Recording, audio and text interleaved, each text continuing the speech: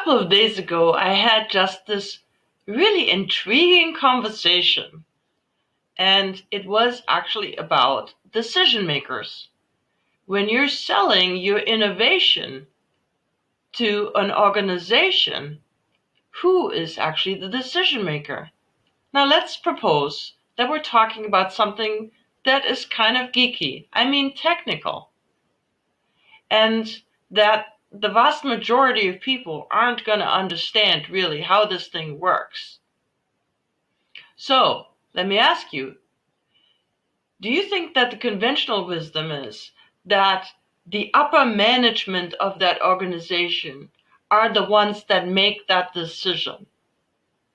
Or is it maybe a technical person who's actually qualified and educated to understand how this product of yours works, that is the real decision maker?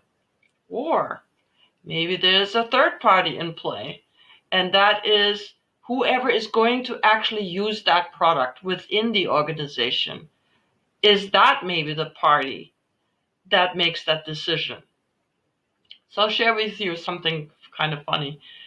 So I was talking with a really smart guy, and we came up with the idea that we could compare these three different roles to birds.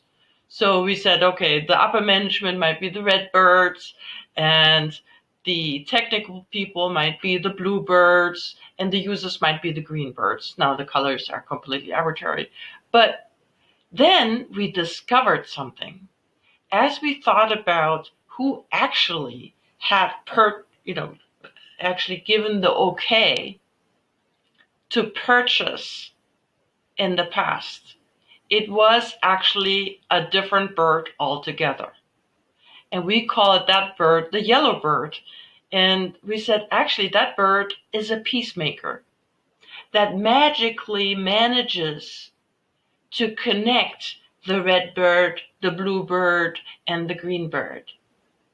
Interesting. Because it's not always what it seems to be, that the people at the very top, this upper management, that they are always the decision maker. When the complexity of what you sell goes up, then they may very well have to lean on technical people who are more qualified to really understand whether this thing will actually do what it is promised to do. And also the user, who in the end has to live with that decision. That's just to say that when you design your sales and marketing strategy, you need to be careful. Who really is the decision maker? And that may not be easy to find out at first, but after a little while, you can look back and investigate, and then that gives you some information about how to move forward in the smartest and most effective way.